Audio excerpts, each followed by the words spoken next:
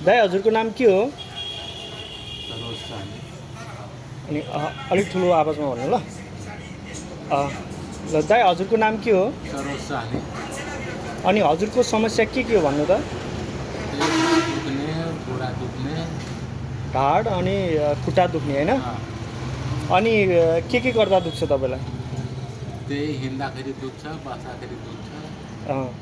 अनि सुत्दाखेरि चाहिँ के आराम हुन्छ? आराम।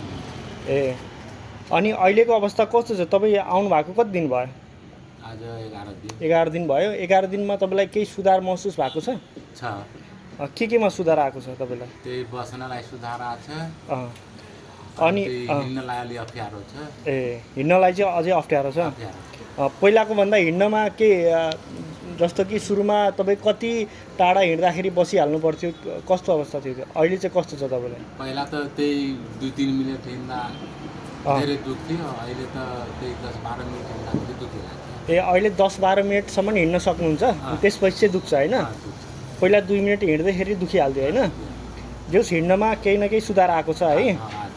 अनि पहिला बसेर पनि दुखिरहन्थ्यो होइन? बसेर पनि दुख्थ्यो। अहिले चाहिँ जस बसिरहन सक्नुहुन्छ?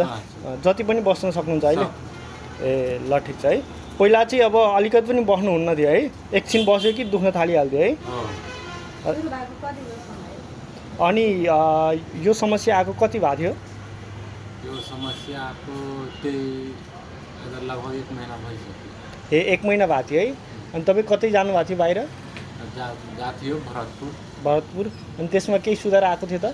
त्यसमा केही सुधार आएको थिएन है? अनि यहाँ तपाईँले कसरी थाहा पाउनु भएको यहाँको बारेमा? अब हुन्छ नि गाउँको छिमेकीहरूले भनिहाल्छ त्यहाँ यस्तो छ, त्यहाँ जानु। ए के ठिक भएको मान्छेले पठाएको तपाईँलाई? ठिक भएको। ए ल भनेपछि तपाईँलाई यहाँको उपचार कस्तो लागिरहेछ? राम्रो लाग्यो। राम्रो लागिरहेछ है? ल ठिक छ, हस्।